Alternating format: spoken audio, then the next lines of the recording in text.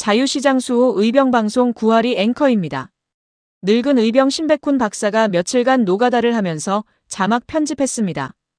애국민들이 시청과 학습에 도움 주기 위해서입니다. 이런 국민교재 방송은 3번 시청해야 자기 지식이 됩니다. 그러지 못해서 대한민국의 잡범 정치 세력이 국민 농락하고 있습니다. 국민 교육만이 나라를 살립니다. 우리 청년들도 나섰습니다. 꼭 시청 바랍니다.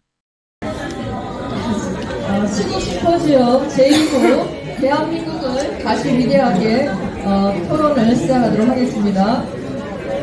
예, 토론자는 이성영 이화여대 학생, 그리고 조희영 연세대학교 대학원 학생입니다.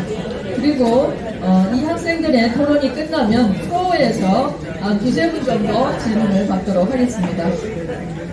시작하시죠. 토론 시작하겠습니다.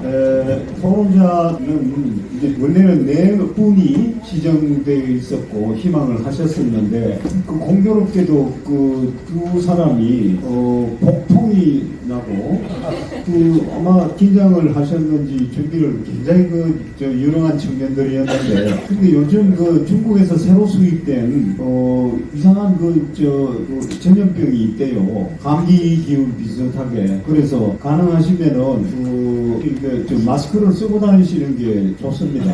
그래야지 애국을 끝까지 할 수 있다 이런 생각이 듭니다. 하여간 지정 토론 학생 대표는 안타깝게도 두 사람이 하는 것으로 하고 그 다음에 일반 토론으로 하겠습니다. 오늘 참가했는 우리 학생 대표들은 본래 저희 정교모와 함께 전국 각 대학 학생 대표들로 구성된 사제동행이라고 하는 일종의 연대 조직 내지는 프로그램이 있습니다. 사제동행이라는 이름으로 몇 차례 심포지움도 하고 함께 아스팔트에 나가서 애국운동도 하고 이제 그랬었습니다. 원래 4명 모두가 사제동행에 속해 있는 각 대학 대표들인데 그래서 오늘 지금 지정 토론을 하게 된 이 두 사람도 사제동행의 구성원입니다. 우리 먼저 토론 말씀을 해주신 조희영 씨는 신학이 전공이고 연세대학교 대학원에 지금 재학생으로 있습니다. 학위 논문을 지금 쓰고 있는 중인데도 불구하고 이렇게 참가를 해주셔서 아주 감사한 말씀을 드리지 않을 수가 없습니다. 그리고 그 다음 두 번째로 하신 우리 이석영 학생은 이화여자대학교 사학과 4학년입니다. 지금 여러 가지 졸업 준비도 해야 되고 하는데 이렇게 또 참가를 해 주셨습니다. 우선 조희영 선생님께 우리 청년 대표에게 토론 말씀 부탁드립니다. 여러분 박수로 맞아주십시오. 방금 소개를 받은 연세대학교 연합신학대학원에 재학 중 조희영이라고 합니다. 이렇게 심포지움을 준비해 주셔서 정말 다음 세대로서 다시 한번 이 대한민국의 위치 또 젊은 세대로서의 각성된 정신으로 살아야 할 것을 깨닫는 시간이 되어서 먼저 감사의 말씀을 드리고 싶습니다. 정치 또 헌법적인 관점에서 그리고 경제, 산업 경쟁력 또 외교 이런 각 분야의 전문가들을 모시고 저희가 진단을 이렇게 들었을 때는 정말 암울한 정말 위기 속에 있지만 그래도 현 정부가 국제 정세적으로서 그런 정책적인 옵션 자체가 많지 않다. 굉장히 그것을 낙관할 수 있는 방향성이었다고 생각을 합니다. 그래서 우리가 안미경미하는 정체성으로 나아가다 보면 또 정말 국권이 삐탈 당한 속에서도 이승만 대통령께서 시민사회 운동으로 또 우리가 미국의 도움으로 지금까지 왔던 것처럼 앞으로도 그 길이 있으리라고 생각이 됩니다. 그래서 제가 질문을 드리고 싶은 것은 우리 조성환 교수님께 그 사전 선거 제도와 관련해서 이렇게 발제를 쭉 해주셨습니다. 저희가 선거에서 패배함과 동시에 표를 스탑 더 스틸이라고 하지만 표를 도둑맞은 아주 직접적인 이해관계자가 있을 것입니다. 저희는 투표를 한 사람들이고 사실 그 표를 먹고 사는 직접적인 이해관계자들이라 하면 정치인들이 되겠고 또 교수와의 또 보좌관들이랄지 그런 직접적으로 정치에 참여하는 그런 사람들일 것일 겁니다. 근데 저희가 이 사전 투표 제도의 문제점을 이렇게 학계에서 교수님께서 합리적으로 발표를 해주셨기 때문에 아까 전에 한 5가지 정도를 말씀을 이 책조에도 나와 있거든요. 문제점을 아주 예리하게 지적을 해주셨어요. 그런데 이제 저희가 이 시민사회에서 느끼는 공기 약 30%와 30%에서 40% 정도의 유권자들은 불신을 가지고 있다고 하지만 이미 이 선거가 끝나고 또 정부가 집권을 하고 각 내각이 구성되고 또 방송이 현 정부의 이슈들을 매일같이 이야기를 하며 또 민생 쿠폰을 발행하고 또 전 정권에 대한 정치 보복을 하루가 다르게 매일 떠드는 이 현실 속에서 우리가 외치는 이 사전 투표 제도의 그 한계를 외칠 때는 사실 또 외곽의 얘기를 하는 것처럼 느껴질 수밖에 없다는 생각이 듭니다. 그래서 굉장히 중요한 문제임에도 불구하고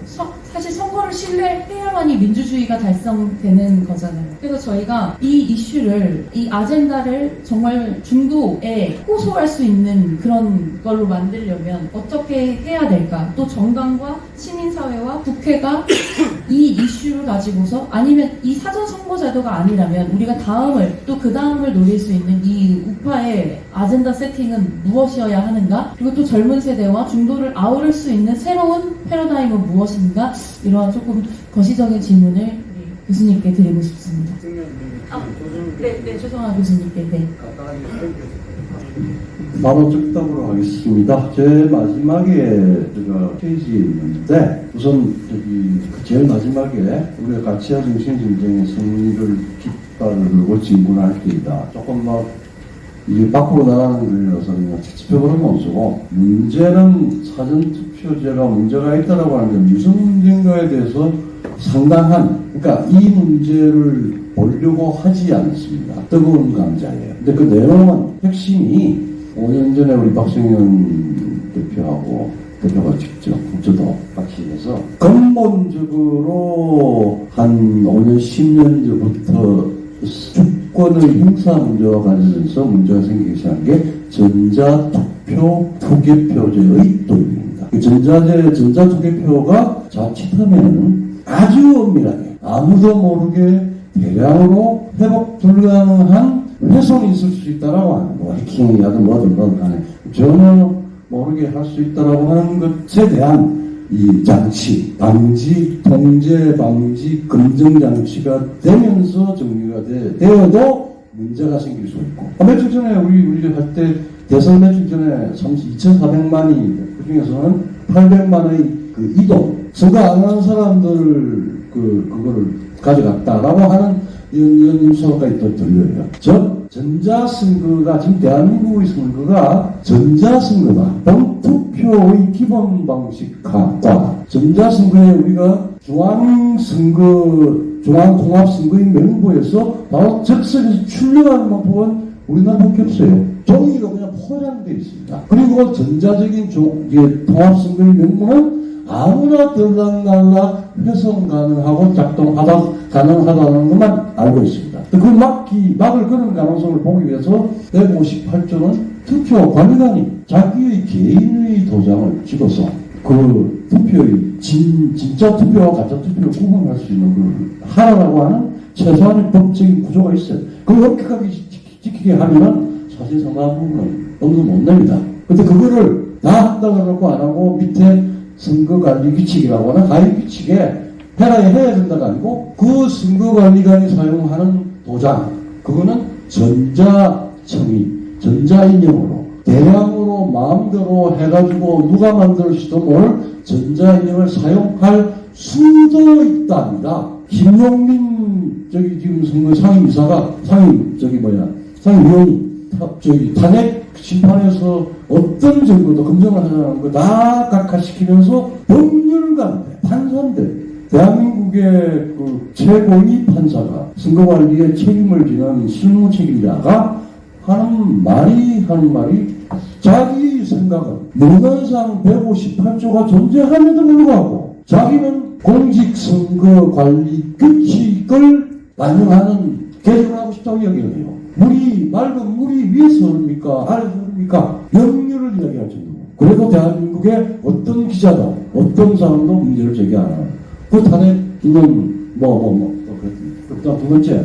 그래서 이게 전자선거가 하려고 그러면 최소한 전자선거가 말하자면은 그런 어두운 데서 극소수가 음모적으로 대량으로 조작해서 또 국제적으로 그런 또 지금 구조가 되어 있습니다. 그 상황에서 이 시스템을 지켜내려고 그러면은 최소한이 뭐냐라고 하는 데 대한 몇 가지만 하더라도 전자선거라도 무결하게 할 수 있는 방법은 있습니다. 근데 우리가 지능이 없어서 그런지 아니면 범죄, 명확 초헌법적인 하느님이 선관위하고 판사들이 돼 있어서 그런지 그게 돼 있어서 그 부분은 두 번째, 지금 전자선거와 사기에 대한 응징의 국제적인 쓰나미가 몰려오고 있습니다. 미국이 지금 현재 이 선거 문제를 가지고 문제가 생기는 가장 큰 미국이 직접 그 문제를 해결을 해야 돼요. 그 다음에 그것이 하이브리드 인터내셔널, 하이브리드 워의 국제 네트워크로 이루어집니다.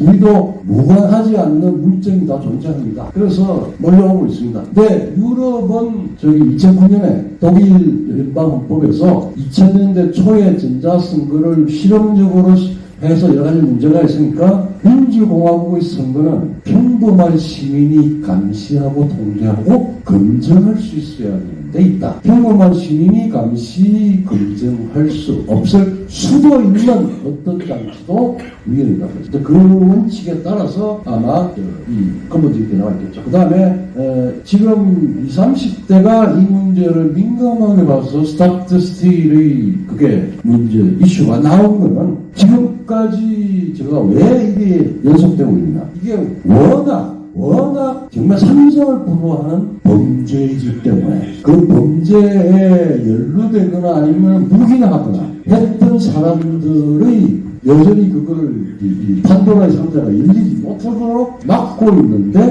문제가 되고 있습니다. 그리고 그 다음에 중동은 전자선거가 가지고 있는 일반적이고 물리적인 위험성 이 부분도 공부를 열심히 해가지고 젊은 중도는 이제 이것 때문에 안 됩니다. 그다음에 AI 그 시대에 즉 전자 디지털 세계가 그러는데 AI 시대는 정말 인간의 주인성, 주권자의 주인성에 대한 부분. 그래서 인문학적으로 인간이 딴 거는 다 명령을 위임하더라도 몇 가지 중요한 그런 지금 AI 디지털 세계에서의 인간의 존재성에 대한 고민을 우리 지금 나이 든 사람들 지금 20대, 30대가 그 부분에 대해서 가장 민감하고 그래서 그 대안을 내놔.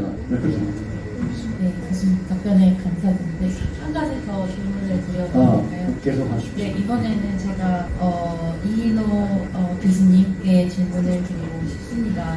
저희가 어쨌든 간에 모든 싸움은 이 법적인 테두리 안에서 해야 될 것이고 또 87 체제가 가지고 있는 제도적 한계가 있다면 다시 한번 당연히 개헌을 통해서만 그것을 수정할 수 있을 텐데 개헌이라는 것에 반드시 지금 많은 운동장이 기울어져 있지만 그 안에 당연히 우리 보수의 가치도 담아내야 할 것이잖아요. 보수 국민도 국민이기 때문에 또 그렇다면 앞으로 우리가 개헌이라는 것을 다가오는 이슈라고 한다면 어떤 것들을 국민들은 보수적인 또 자유우파의 생각을 가지고 있는 국민들이라면 그런 헌법을 개정하는 데 있어서도 어떤 것들을 지키고 그 어떤 가치를 보수했으면 하는지에 대한 그런 일반적인 제언을 해주셨으면 좋겠습니다.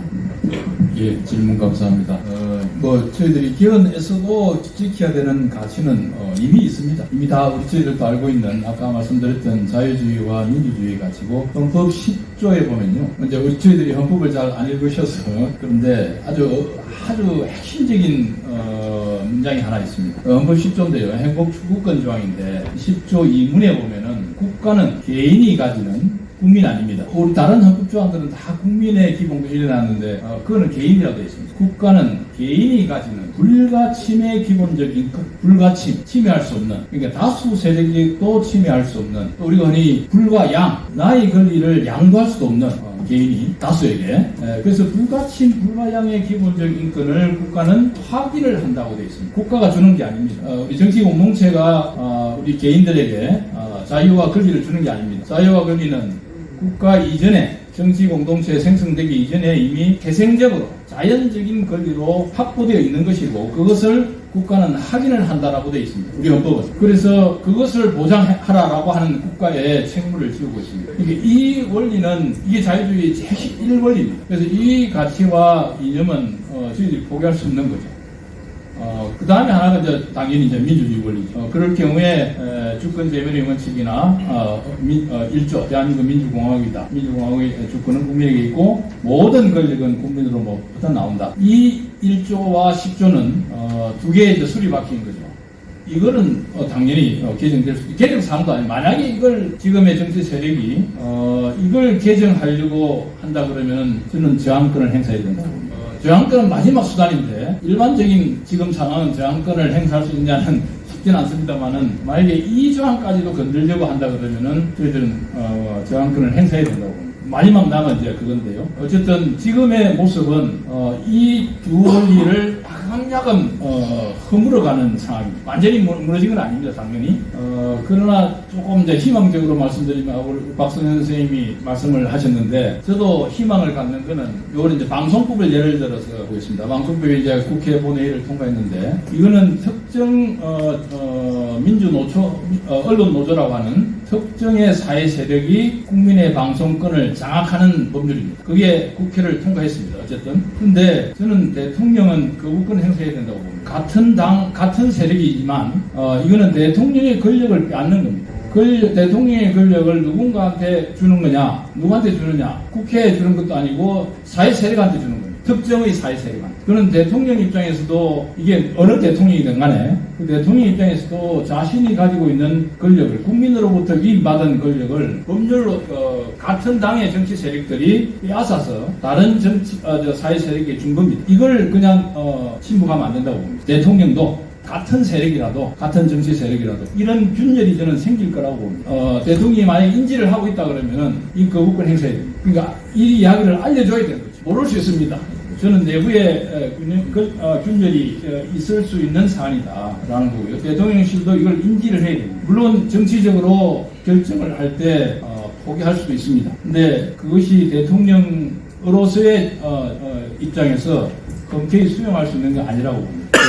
그런 점에서 지금 약간 중복됐습니다만은 어쨌든 우리 조영 선생님께서 질문한 내용은 그 외에 이제 제가 기본 그거는 변경할 수가 없고 그 외에 이제 몇 가지 헌결들을 좀 이제 보완을 해서 해야 되는 거 아닌가 하는 생각을 갖고 그래서 여기 글에다가 좀 몇 가지를 적어놨습니다. 아까 조 교수님도 선관위 말씀하셨는데 우리 헌법에는 법원이 그러니까 법관이 선관위원을 하거나 위원장을 하라고 하는 명령은 전혀 없습니다. 그냥 대법원장이 선관위원을 3명 지명한다라고 되어 있지 거기에 대법관을 임명하라고 되어 있는 것도 아니고 또 산하 지방 선관위도 마찬가지입니다. 전혀 그런 언급이 없는데 그렇게 간행적으로 해왔습니다. 만약에 그 배경은 저는 이해는 합니다. 왜냐하면 선관위는 가장 중립적이어야 되기 때문에 그나마 그래도 법관 출신의 현직 법관이 참여를 한다 그러면은 그나마 중립성을 유지할 수 있지 않을까 하는 막연한 기대가 있었습니다. 저도 그 제도를 보면서 이상하다고 느꼈는데 수긍을 하겠다 했는데 이게 골마 터진 겁니다. 지금 결국은. 그래서 이 부분도 인지를 우리가 하고 있어야 어떻게 바꿀 것인가를. 그래서 저는 지금도 대법관이 지금 선관위원장을 맡고 있는 거 내려놔야 된다고 봅니다. 이건 문제 제기해야 돼요. 조영 양은 질문이 끝났죠? 네. 그 다음, 우리 이석영 양의 질문만이 아니라 토론 말씀을 듣겠습니다. 이석영 양의 토론을 여러분 청해 주시기 바랍니다. 네, 안녕하세요. 저는 유아여자대학교 사학과에 재학 중인 이석영입니다. 오늘 교수님들 말씀 너무 잘 들었고요. 이런 자리에 있게 된 것 정말 영광이라 생각합니다. 저는 그러면 이제 뒤에서부터 약간 질문을 하고자 하는데, 네, 박성현 교수님께 먼저 사실 질문이라기보다 여러 느끼점들과 제가 생각했던 점들을 이제 말씀드리고자 합니다. 얘기해주신 것에 대해 것들 중에 이제 좌파들이 옛날 뭐 미국 좌파들 혹은 많은 여러 역사에서 있었던 것들을 다 이제 가져와서 그거를 베껴서 사용한다 이렇게 말씀하셨던 부분이 있는데 제가 그거를 들으면서 생각났던 부분이 또 이제 노란 리본인데요. 사실 노란 리본이 원래는 이제 역사적으로 사실 학자들마다 좀 다르긴 한데 그 기원이 이제 400년, 500년 전부터 시작되었다라고도 말을 하지만 어쨌든 가장 많이 사용되었던 거는 이제 1차 대전하고 2차 대전 때 이제 많은 국민들이 본인 가족, 이게 참전을 했던 본인 가족들을 무사 귀환을 이제 바라면서 그렇게 노란 리본을 달았던 것이 사실 역사적인 이제 그런 사실이었고 또한 이제 주 이란 미국 대사관 인질 사건 때 이제 많은 미국인들이 이제 이란 대사관에 한 1년 이상 이렇게 감금되어 있었는데 그 사건 때 또 되게 많은 이제 사람들이 노란 리본을 이렇게 달았었다고 합니다. 그래서 어찌 보면 이렇게 미국과 그동안의 이제 20세기까지의 그런 역사를 보면은 노란 리본은 사실 좌파보다는 이제 우파에서 되게 많이 쓰였던 그런 리본인데 그거를 이제 한국에서는 이제 세월호 사건을 그런 안타까운 사건을 이제 그 좌파 쪽에서 정치적으로 이용하면서 이게 되게 좌파의 상징처럼 되었잖아요. 그래서 이제 대부분의 이제 우파 사람들은 세월호 학생들의 정말 그런 안타까운 거는 이제 또 별개로 노란 리본을 달고 다니는 것을 보거나 하면은 어쩔 수 없는 그런 거부감이 들기 마련이란 말이죠. 그래서 저는 그런 좌파들이 참 그렇게 우파적인 상징물도 이게 가져와서 본인 걸로 만들어 버렸다는 거에 참 이제 안타까움을 표하고 싶고 그러면 그에 대해서 이제 우파들도 과연 그렇게 어떤 상징물이나 그런 우파의 상징적인 것들을 또 만들기 위해서 또 그렇게 앞으로 이제 이 다음 세대가 어떻게 해야 될지 혹은 이제 그거를 또 답습하지 말아야 하는지 하는 그런 것들을 교수님께서는 어떻게 생각하시는지 궁금합니다. 그러니까 좀 뭐 좌우라고 표현을 해도 좋은데 그러니까 저쪽이 아닌 이쪽 아무튼 이 대한민국 자유민주주의, 뭐 시장주의 이런 쪽의 기본적인 그 마인드셋이 물질주의예요. 굉장히 물질주의적. 그리고 기능주의적이에요. 펑셔널리즘. 그건 이제 박 대통령이 물꼬를 그렇게 튼 점도 있어요. 박 대통령이 잘 살아보자. 근데 이제 그게 박 대통령 돌아가신 지가 한 40년 됐으면 49년인데 우리가 이제 고쳐야 될 거 아니야. 뭔가 승화시켜야 되는데 그게 더 타락해서 잘 살면 다더가 됐지. 잘 살아보자가 잘 살면 다더가 됐지. 그래서 저는 기본적으로 우리 쪽 고민이 깊어져야 돼요. 고민이 그러니까 여기 저는 신앙인으로서의 공산주의자는 아니었어요. 근데 이론으로서는 손을 꼽는 막스레닌주의 그 세대에서 손을 꼽는 그런 쪽이었는데 그러니까 저쪽은 악에 받쳐가지고 예를 들어서 저쪽 왼쪽의 정신적 지주인 리영이를 보라. 리영의 통역장교 출신이거든요. 리영이가 그 케이스인지 모르지만 6.25 때 통역장교의 절반은 뭐냐면 우남이 젊은 지식층을 죽이기가 싫어가지고 남노당에 있던 젊은 지식층을 거제도 통역장교로 많이 보냈어요. 왜 그러냐면 전선에서 멀리 떨어져서 미국과 접촉하는 자리니까 사고가 덜 나고 너 인마 가서 미군 접촉하면서 거기서 인마 좀 배워. 우남이 사람을 덜 죽인 사람이라고. 나 같은 놈이 있었으면 여러 명 죽었어요. 그 양반 너그러워서 사람이 덜 죽었다는 얘기였다. 그래 아마 리영이도 그 케이스였을 가능성이 있어요. 통역장교 출신이거든. 그러면 그 사람이 몇 년을 일을 갈고서 대한민국을 엎었냐. 글을 써서 글로 하시는. 그러니까 우리가 담론과 상징에 궁지를 해요. 그러니까 저는 교회문답 바깥이지만 태초에 말씀이 있었다는 그 첫 문장이 뜻이 굉장히 심오한 거라. 인간은 정신의 동물이고요. 그러니까 그것이 젊은 세대도 그것이 그러니까 감각적 상징물이든 인스타그램 한 짤이든 어떤 그것이 개념적인 거든 간에 담론과 상징에 굶주려서 거기에 목숨을 걸어야 돼. 쟤들이 담론과 상징으로 40년 만에 6.25를 뒤집어내. 우리 같은 나라에서 어떻게 좌빨 중국 찬양 종중이 득세를 하냐고. 중국군 300만과 싸운 나라인데 33개월을 쟤들이 40년을 언어와 상징에 목숨을 걸었어요. 거기에 몰빵한 거예요. 여기는 그 체제를 안 만들었어요. 두 번째는 뭐냐면 저쪽은 원래 그 악마적 언어와 상징은 수입해서 쓰기가 좋아요. 그런데 이쪽 생명을 원하는 쪽은 자기 스타일로 소화가 돼요. 영미 보수주의 한 대로 묶지만 영국 보수주의는 유혈혁명에 반대하는 신중함이에요. 미국 보수주의 보세요. 독립혁명부터 무자비한 유혈혁명이에요. 남북전쟁? 야 임마 연방이 장난이야? 너희 노예제 같은 거 좀 어떻게 좀 확장해보겠다고 연방을 탈퇴? 침략을 했잖아 남쪽은. 인구의 33% 가지고 제1차 세계대전 바다 건너서 벌어지는 전쟁에 마지막에 들어가서 무수한 젊은이를 죽어나가면서 처리해버렸죠. 2차 세계대전 마찬가지예요. 태평양전도 마찬가지예요. 6.25도 마찬가지예요. 그러니까 미국은 기본적으로 D.H. 로렌스의 말대로 그러니까 뭐냐면 굉장히 하드코어고요. 거기에는 살인적인 살인자적인 그게 있다고요. 킬러 인스팅크가 있다고요. 미국에는. 그래서 미국 보수주의하고 영국 보수주의는 굉장히 달라요. 마찬가지로 한국적 보수주의가, 그러니까 박정희는 한국적 민주주의를 얘기했지만 우리는 한국적 보수주의가 뭔지 고민해야 된다. 한국형 보수주의가 뭐냐. 그게 우리가 상징과 언어와 역사 해석과 개념에 굶주려야 이 어이없는 이 함정 해석 하나요. 안 그러면 상대는 언어와 상징을 조작하고 다룰 줄 아는 거고 우리는 말 못하는 짐승이에요. 싸우면 100점 100개 하는 거예요.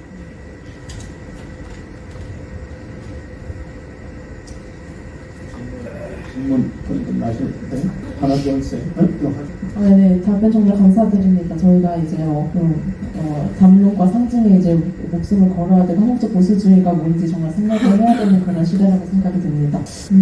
그리고 이제 오정근 교수님께 질문을 간단하게 이제 드리고 싶은데 제가 이제 경제에 대해서 그렇게 잘은 모르지만 이제 들으면서 다 맞는 말이다라고 해서 뭔가 반박할 내용이나 이런 걸 생각한 게 아니라 그냥 어느 정도 그 예시를 들어주셨을 때 어떤 이제 유튜버가 이제 가서 이제 베네수엘라 국민한테 질문을 했을 때 답변이 그 이제 정부에서 또 이런 쿠폰을 줄 것이다라고 이제 했다고 하셨잖아요. 그래서 저는 정말 우리나라도 저런 국민들이 저 지경까지 되면 어떡하나 하는 이런 걱정이 들다가 잠시 생각이 들었던 게 사실 대한민국이 세계적으로 되게 유명한 어떤 국민성이 되게 어렸을 때부터 경쟁이 치열한 나라로 유명하잖아요. 이제 초등학생부터 혹은 그 이전부터 뭐 영어 유치원 다니면서 이렇게 경쟁을 계속해서 이제 해오는 그런 국가로 되게 유명한데 이제 이현 대통령이 이제 계속된 포퓰리즘 정책을 시행을 이렇게 하면서 대한민국을 침체시키려 할 때 이제 국민성하고 어떤 충돌이 일어나게 되지 않을지 하는 그런 생각이 갑자기 들어서 그에 대해서 어떻게 생각하시는지 궁금합니다. 네, 뭐 아주 좋은 질문이에요. 2조 500년 동안 많은 외국인들이 한국을 받아왔는데 한국 경제가 굉장히 침체해지다고 그렇게 다 얘기했죠. 가장 큰 이유가 뭐냐면 2조 500년 동안 일반 국민들에게 소유권이 없었단 말이에요. 소유권. 그러니까 소유권이 있기 때문에 아무리 그 당시에 뭐 노비들이나 일반 상민들이 열심히 해도 자기 것이 안 되기 때문에 안 한 거죠. 대신에 이제 일제 전후에서 만주로 이민 같은 사람들 굉장히 열심히 일을 해서 만주에서 다 그야말로 엄청난 형편없는 동토를 가꾸어서 잘 살았단 말이에요. 저도 이제 그쪽에 살인 쪽에 한 2번 가봤어요. 이거 뭐냐면은 결국은 시스템이 제도가 사람을 만드는 거예요. 우리 국민들이. 그러니까 지금 열심히 일을 하고 하는 것은 우리 사회가 그동안에 이제 해방 후에 자본주의 시장 경제 체제를 도입했기 때문에 그런 거거든요. 자본시장 경제 핵심이 뭐냐? 사유재산을 인정하는 거거든요. 재산권을 인정해요. 1700년대 중반에 영국에서 산업혁명이 일어났습니다. 산업혁명이 일어난 가장 큰 이유가 뭐냐? 바로 1689년에 영국의 존 로크라는 사람이 나와서 입법과 행정을 나누는 천부인권서를 주장했는데 그 천부인권서의 핵심이 뭐냐? 첫 번째가 그 세 가지를 얘기해서 하나는 태어날 때도 생명, 그 다음에 재산 이런 것들에 대한 사유재산을 갖고 태어났다고 인정했거든요. 그게 이제 1989년에 나왔는데 그걸 근거로 해서 영국에서 내린 조치가 뭐냐면은 특허 제도를 도입했어요. 특허 제도를 도입하고 나니까 많은 젊은이들이 특허를 해가지고 부자가 되기 위해서 온갖 발명, 뭐 전기기관이다 뭐 온갖 발명에 매달린 결과 영국의 산업혁명이 일어난 거예요. 우리도 마찬가지로 해방 후에 그전에는 없다가 해방 후에 가장 중요한 게 농지계획을 했어요. 농지계획을 해서 농민들에게 몇 년간 그 과거에는 소작하던 땅을 몇 년에 걸쳐서 분할을 사고 나면 농민들의 노임이 되도록 했단 말이에요. 그래서 사람들은 너무 열심히 일을 한 거예요. 열심히 일을 해서 그 몇 년간 분할 상환을 하고 그 다음에 이제 그 논의 잘 됐잖아요. 많은 사람들은 6.25에서 북한이 진 이유 중 하나가 농지개혁이라고, 남한의 농지개혁. 남한 농민들 자기 땅을 지키기 위해서 열심히 싸우고 열심히 일을 했단 말이에요. 그 다음에 이제 박정희 대통령이 들어서 경계개혁을 할 때도 지금은 완전히 달랐습니다. 저는 어릴 때 그때 컸기 때문에 지금은 그냥 아까도 했지만 4인 가족 기준에서 100만 원부터 220만까지 나눠주잖아요. 문재인 때도 많이 나눠줘. 문재인 때는 거의 200조 원을 나눠줬습니다. 특히 이제 2022년 대선을 앞두고 엄청나게 나눠줬죠. 전부 공짜로 나눠줬어요. 근데 박정희 대통령은 철저하게 보상 위주였어요. 예를 들면 그 당시에 이제 전쟁이 끝나고 얼마 안 돼 그 산이 아주 황폐했어요. 근데 산에 그 사방공사라고 그래요. 나무 심으러 가는. 나무를 심으러 간 사람에게만 밀가루를 준 거예요. 그 다음에 신장로를, 지금은 도로가 다 있지만 옛날에 도로가 안 돼 있었거든. 신장로를 닦으러 나온 사람에게만 쌀을 배급해줬단 말이에요. 그 철저하게 성과주의거든요. 그 다음에 우리가 지금 이렇게 뭐 현대다, 삼성이다, 뭐다 잘된 것도 전부 박정희 대통령이 원조를 얻어와서 성과주의로 배분했기 때문에 기업들이 한사코 열심히 해서 잘 됐단 말이에요. 근데 우리 국민들이 처음부터 그러니까 이게 뭐냐면 제도의 문제예요. 옛날에 2조 때는 다 사유재산이 인정이 안 되기 때문에 열심히 해봤자 내게 안 되니까 지금은 열심히 공부하면 좋은 데 가는 거고 열심히 일하면 내게 되는 거고 영국의 보수주의라고 보수당이 한 10여 년 전에 신문에 광고를 했어요. 보수당이란 무엇인가? 보수주의란 무엇인가? 광고를 했는데 첫 번째 얘기가 뭐냐면 내가 열심히 공부하고 열심히 일하면 내가 더 잘 살게 된다. 두 번째가 내가 더 열심히 공부하고 더 열심히 일하면 내 아이들이 더 잘 살게 된다. 이게 이거 보수당의 정신이에요. 그러니까 지금 우리나라 그게 절대로 더 고양돼야 되는데 이 시점에서 지난 문재인 때보다 저 문재인 때 조사한 게 있는데 보니까 거의 200조 원을 5년간 풀어댔어요. 지금도 이제 풀기 시작하고 있는 거예요. 그렇기 때문에 그렇게 해서 그런 자본주의의 가장 중요한 사유재산에 대한 가치, 내가 열심히 하면 열심히 해야 잘 살 수 있다는 그런 가치가 훼손되면 앞으로 돌이킬 수 있는 결과를 가져오는 거거든요. 그래서 그런 굉장히 중요하다 생각을 하고 이런 정신은 말이죠. 그러니까 지금 우리나라 사람들이 다 열심히 공부하고 열심히 하는데 무슨 문제 있겠느냐. 제도에 따라서 금방 바뀌어요. 다 배급 주면은 누가 열심히 일하겠습니까? 제가 깜짝 놀란 게 인터뷰했는 그 유튜브를 보니까 베네수엘라에서 너무 빈민들이 이리가 어떻게 사느냐 하니까 좀 있으면 정부에서 배급표가 나올 거다 이렇게 생각하고 있단 말이에요. 그래서 그렇게 되면은 정말로 돌이키기가 힘들 거기 때문에 결국은 뭐냐면 제도가 사람을 만들고 제도가 국가를 만든다 하는 건데 지금 파퓰리즘이 지금 막 우리나라에 기승을 부리기 시작하는데 절대로 해서는 안 되고 그야말로 시장경제가 왜 중요하냐. 제가 자유시장연구원이라는 걸 만든 것도 시장경제가 없으면 다 망가진단 말이에요. 그리고 우리 후손들이 학생 같은 젊은 사람들이 살아가고 있습니다. 시장경제가 지금까지 다 역사들이 다 연구했어요. 잘 사는 나라를 다 보면은 다 시장경제 한 나라예요. 한국이 1962년도 경제개발 계획을 시작할 때 100불이 안 됐거든요. 지금은 36,000불 올라갔습니다. 1960년대 북한은 거의 200불이었습니다. 우리가 하지만 버마도 거의 300불 정도 됐고, 버마 지금 미얀마 그런 나라들 전부 다 공산주의 하면서 지금도 그 수준이에요. 그래서 제도가 굉장히 중요하다는 걸 제가 다시 한번 말씀드리고, 그 제도에 따라서 사람의 인성이 바뀐다고 하는 거, 그렇게 말씀드리고 싶습니다.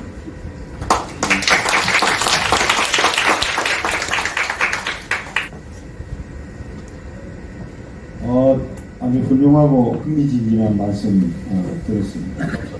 일반 토론으로 들어가기 전에 몇 분 아까 소개에서 좀 빠진 분들을 소개를 드릴까 합니다. 여기 제 앞에 자유소 포럼의 공동 대표님들께서 나와 계시는데 제가 성함을 부를 테니까 그냥 이따가 한꺼번에 나중에 일어서 주시기 바랍니다. 생명여대의 명예교수이신 신도철 박사님 오셨고, 그다음 전 MBC 예능국장이셨던 이순임 박사님 오셨고, 그다음에 건설회사 대표이신 김태우 대표님 오셨고, 그리고 전 대한민국 장로연합회 회장이시고 치과병원 원장이신 양윤식 박사님 오셨고, 그리고 한국 조세 역사학회, 조세사학회 회장이시고, 법학박사이신 정병용 박사님 오셨습니다. 지금 일어서서 인사나 하시죠.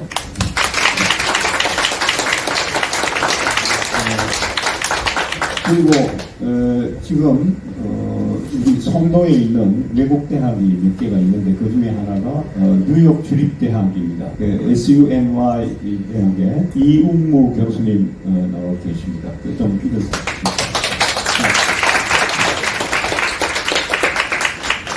그 다음에 행동하는 자유시민 대표이고 교육바로세우기운동본부 대표이신 박소영 전 국가교육위원님, 그리고 예비역 소장이신 김춘수 장군님 나와 계십니다.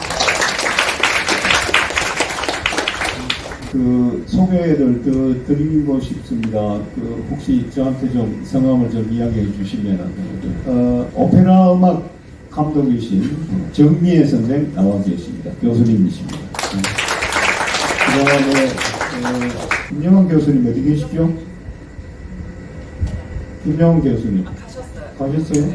그리고 김경회 교수님 나와 계십니다. 어디 가셨어요? 박 교수님 모시고 와요. 예, 이제 일반 토론으로 들어가겠습니다. 시간이 우리가 여기 5시까지였는데 30분 연장하기로 했습니다. 30분까지 지금 5시 10분입니다. 토론 말씀을 하시고 그 다음에 또 답을 해야 하면은 또 답을 해야 하는 시간이 필요하므로 짧게 질문이거나 아니면은 의견 보충을 좀 해주시기 바랍니다. 먼저 누가 말씀하시겠습니까? 이주정 교수님요? 교수가 아닌 분이 먼저 말씀하셨으면 좋겠는데 이거 완전히 연봉이 많으시잖아요.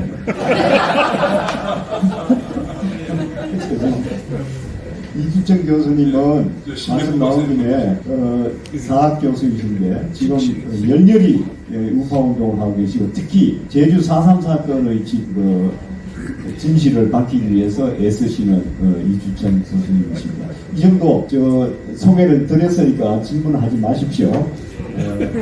우리 신백훈 대표님 손 드셨잖아요. 네, 먼저 말씀하십시오. 예, 저는 자유시장 수호 의병 하고 있는 신백훈입니다. 정말 오늘 와서 우리 이인호 교수님으로부터 헌법 10조 이야기를 또 새삼 듣고 보니까 세상에 이걸 국민들이 이제 알아야 되지. 나는 지금 행복 추구권이 완전히 사라졌어요. 어떻게 이재명이랑 같이 하늘 아래 사는 것도 불행인데. 그래서 저는 칼럼을 쓰고 제 칼럼은 신백훈의 경문입니다. 경문. 옛날 의병이 일어서자 할 때 경문. 그 다음은 또 신백훈의 지구상소입니다. 도끼를 같이 멍청한 고종에게 정신 차리라고 올렸던 유학도의 정신으로 하는데 정말 오늘 이현우 교수님과 우리 정교모 한반도위원회 자유시장연구원 이런 일을 해줬다는 것에 대해서 정말 진심으로 감사하다는 말씀을 드리고 의병으로서 저는 이걸 녹화를 다 했습니다. 또 자막까지 해서 이걸 알기 편집을 해가지고 우리 시내 탈출에도 드리고 해가지고 어떻게 많은 국민이 알게 할 것인가 그 생각을 하면서 저는 이런 생각을 해봤어요. 우리가 아무리 좋은 이렇게 세미나를 해도 너무 극소수예요. 너무 극소수. 그래서 이거는 다시 한번 우리 국민교육에 불을 붙이는 형식으로 우리 자유시장연구원 정말 존경하는 우리 대한민국의 국사 경제국사 오정근 원장님이 하는 매주 목요일날 북콘서트 너무너무 좋은데도 불구하고 20명밖에 참석을 안 해요. 그렇다면은 이걸 어떻게 할까? 전 국민이 다 일주일에 한 번은 일주일에 한 번 예배도 드리는데 나라가 망했는데 나라가 위기인데 그렇다고 하면 우리 박성은 박사님 얘기했듯이 우리 손마다 지금 7살짜리에도 들려있는 핸드폰을 이용한 전 국민의 일주일에 한 번 예를 들어 월요일이면 밤 8시에 전 국민에게 무조건 핸드폰으로 애국 교양 강좌가 열린다 하는 거를 한번 만드는데 제 신백훈 의병이 해본들 누가 관심이 갖겠습니까? 여기 있는 세계 단체가 또 이런 AI에 대해서 우리 박성은 정말 아주 박사거든요. 이걸 해가지고 무조건 매주 지정한 날 8시에는 1시간 동안 국민교육을 한다. 그 대신에 거기에 참여해가지고 그때마다 문제 하나씩을 가르쳐줘가지고 한 달에 한 번씩 스마트폰으로 시험을 본다. 그럼 시험을 봐가지고 했는데 만점을 받았다. 그러면 만점 합격증을 NFT로 합격증을 또 스마트폰으로 보내줘요. 보내줘놓고 만점 합격증을 받은 사람 앞에는 코인 100개, 의병 코인을 제가 만들 거예요. 의병 코인을 100개씩 넣는다. 그럼 그 이번 코인이 3년 후에는 어떻게 되는지 모른다. 그런 거를 한번 만들어 볼 생각이니까 정말 오늘 저의 이 발언을 듣고 개무시하게 되면은 천추위하게 될 것이고 저의 발언을 듣고 한번 해보자 하면 대박이 날 것이다 하는 말씀을 드리고 오늘 해준 것에 대해서 감사 말씀 드리고 우리 이주천 교수님도 마이크 좀 달래요. 좀 드리겠습니다. 시간을 하니까 이윤춘 TV입니다. 간단하게 하는데, 제가 자료를 어제 찾아봤는데 2009년에 한나라당에서 중국 공산당과 MOU를 체결했습니다. 2009년 12월입니다. 그리고 더불어민주당이 2019년 10년 뒤에요. 더불어민주당이 당규하고 양성철이 넘는가 양식 있잖아요. 지금 어제 튀어는 건데 MOU를 체결했는데 지금 우리나라의 문제는 중국 공산당 문제입니다. 부정선 문제가 끼어있으면. 그런데 이 양당이 MOU 체결한 중국 공산당과의 관계가 제가 보기엔 정리가 안 된 것 같습니다. 어마어마한 자금이 들어왔을 것이고 이 문제에 대해서 아시는 분 좀, 이 문제에 대해서 혹시 더 자세한 정보가 계신 분들은 말씀을 좀 부탁드립니다. 이상입니다. 저도 간단하게 말씀드릴게요.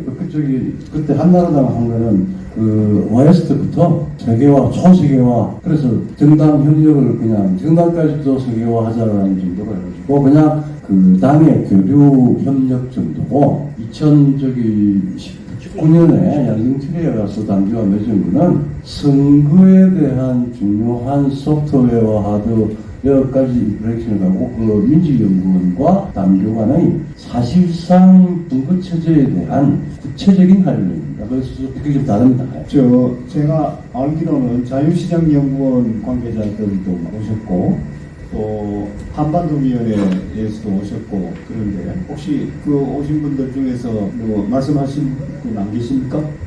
제가 아까 얘기가 나온 거 잠깐만 얘기해요.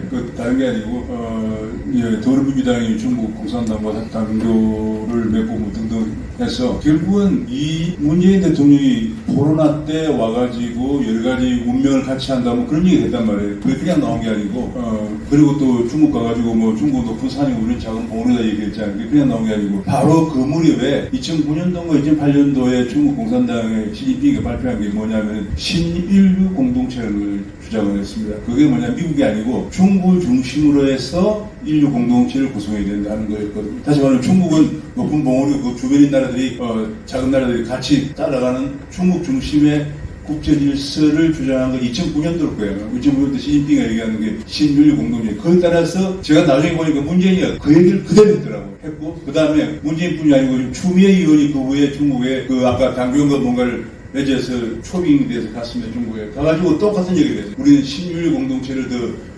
같이 발전시키려면 그런 얘기를 했단 말이에요. 그래서 이게 더불어민주당은 철저하게 완전 친중 정당의 나을 그때 보여주었습니다. 그래서 우리가 언론에서 아직 그 내용을 잘 몰라가지고 문재인이가 중국 가서 뭐 중국은 큰 봉우리 우리 작은 산이다. 그 얘기 한 이유가 그냥 나온 게 아니고 시진핑이 한 얘기를 그대로 얘기한 거예요. 우리 언론도 그걸 잘 내 마음을 잘 모르니까 언론이 그냥 문재인이가 그냥 정신머리가 없어가지고 그랬나고 그 정도로만 폐마했는데 실제로는 중국 시진핑이가 그 1년 전에 했던 얘기를 반복했다는 거 그걸 말씀드립니다.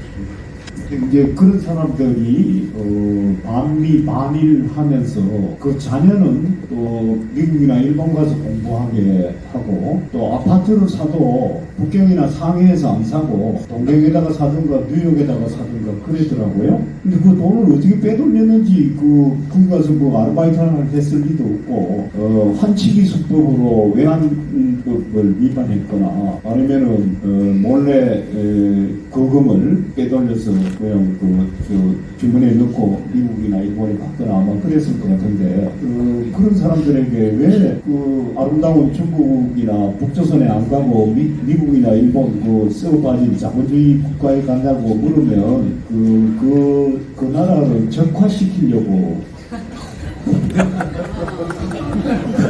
그래요. 우리나라에 있는 사람들 자칭 사이비 좌파니 진보파니 명예로운 사회주의자 무슨 국인가 하는 그 인간이 그랬죠. 난 사회주의자의 이미 사랑스럽다. 근데 왜 여기 사냐고 그랬더니 여기에서 할 일이 많대요. 여러분들과 같은 이 썩어빠진 자유시장 경제 이론과 자유민주주의 이론에 푹 빠져있는 사람들을 교양하기 위해서 있대요. 그리고 대한민국이라고 하는 태어나서는 안 되는 나라를 적화시키기 위해서 있답니다. 그러니까 우리도 전투적인 자세를 취하지 않으면 안 된다. 이런 생각입니다. 저쪽에 마이크가 저기 오늘 말씀 잘 들었습니다.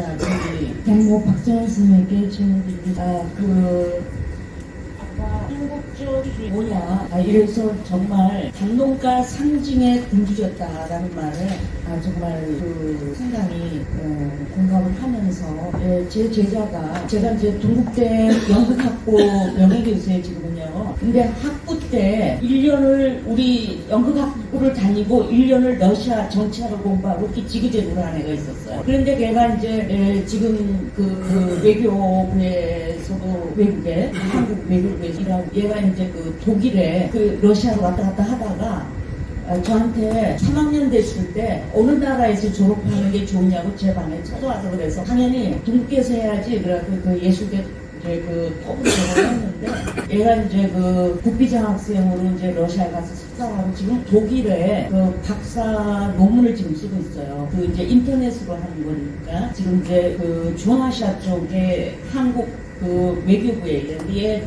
얘가 주장하는 것 논문 주제도 통일이에요. 그래서 그 학부 때 저한테 문화부 장관이 되고 싶다. 그래서 내가 그럼 하지 마라. 이렇게 하면서 얘기를 했는데 지금 제가 질문 드리고 싶은 게 뭐냐면은 친구하고 제가 이제 통일에 대해서 여러 가지 이제 얘기를 하니까 그래서 우리가 정신병원에도 낙병동 환자라는 직이 있거든요. 이게 뭐냐면은 할프하우스래요. 이제 그 통일이 됐을 때 그 할프하우스적인 역할을 이 문화가 예술 쪽에서 담당해야 된다 그런 얘기를 많이 하고 있어요. 근데 제가 최근에 7월 10며칠 날 한국 갤럽에 전화를 받았어요. 어떤 전화냐면 통일을 원하느냐라는 거예요. 근데 그게 주관식, 객관식 문제가 다 있는 거였거든요. 근데 범민련에서 36년간을 통일을 위해서 일했던 범민련이 작년에 명칭을 바꿨습니다. 반미로. 그리고 범민련이라는 명칭을 또 바꿨어요.